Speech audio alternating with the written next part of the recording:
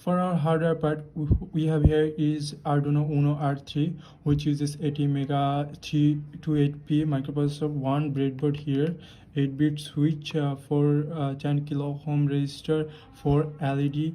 For our output, our Arduino board has a 14 digital input output pin, and the whole system is powered by 4 or 5 volts. So we have connected to the 5 volts pin.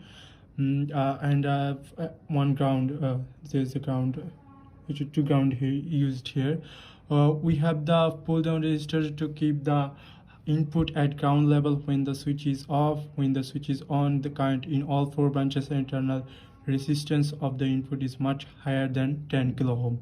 So a small current flows into the input pins, the rest of the current flows through the resistance to the ground. The output LEDs are connected to 4 GPIO pins. Here O3 is connected to 2, O2 is connected to 3, O1 connected to 4, and O0 connected to 5. And the inputs are connected to I3 is connected to 8, I2 connected to 9, I1 connected to 10, and I0 is connected to 11. And there's our digital input ground, here 1, here 2. The input values received from the switch branch and logic delivered to output pins and the light of the LED. So if we put 1000 in our system, we should get 1101 here. Here we can see that 1000, and our output is should get 1101 here, 1101. And if we put 0000, we get 1100. So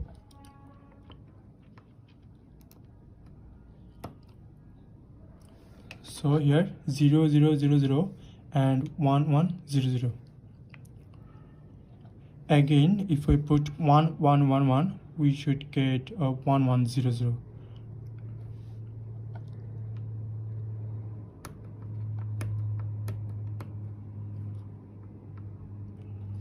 Here 1111 and we get 1100. Thank you. And we use power supply as our computer. We can also use power supply to battery. In our Proteus, we take one Uno board for LED switch for the output and for input switch for 10 kilo ohm resistor. we we put the O3 input to 2, O2 input to output to 3, O1 output to 4, and O0 output to 5. For the input part, we got here I3 is here 8, I2 is here 9, I1 is here 10, and I0 is here 11. And the there's four resistor connected to the input, so the current flow, if the current flows to the resistor input pins, then the rest of the current flows to the resistor to the ground. Here's our ground and here's our ground. So now if we go to the Arduino Uno, then we selected the board, we have the code here, or we keep the input and output to the respective pins in our Proteus Arduino board. Then we okay the code. uh, we have to generate a hex file because the Proteus doesn't take the compile file, it only takes hex file. We compile the hex file, and there's a generated hex file here. So we copy the code, we copy the destination, then we just paste it here, then okay. We run the simulation. Now for our group 7, we have a table. If we put 1000 in our system, we should get 1101. So I'll be putting 1000.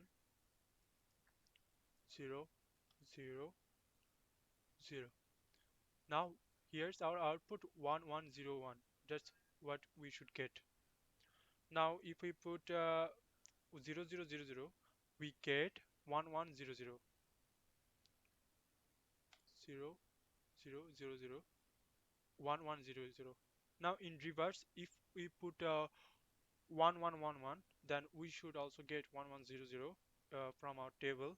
So 1 1 1 1, now 1 1 0 0. Here's our software simulation part.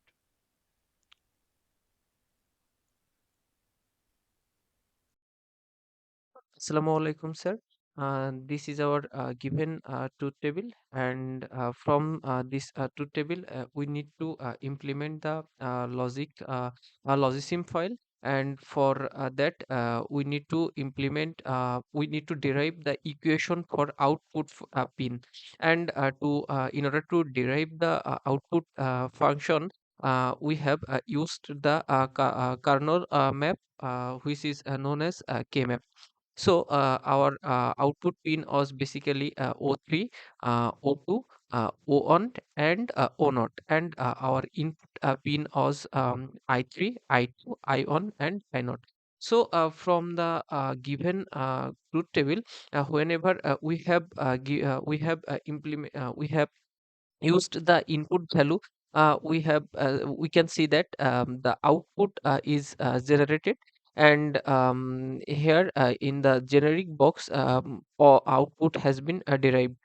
This is for o not output, this is for o on output, this is for o2 output, and this is for O3 output.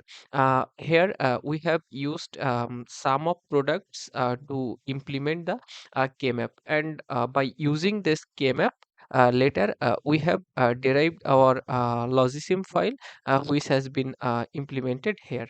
Thank you, sir. For our Logisim, we implemented the circuit the same as our K-map. We have our four inputs over here, and these inputs are going through the AND gates and OR gates respectively for the output, and this is our four OR gate for the four gates.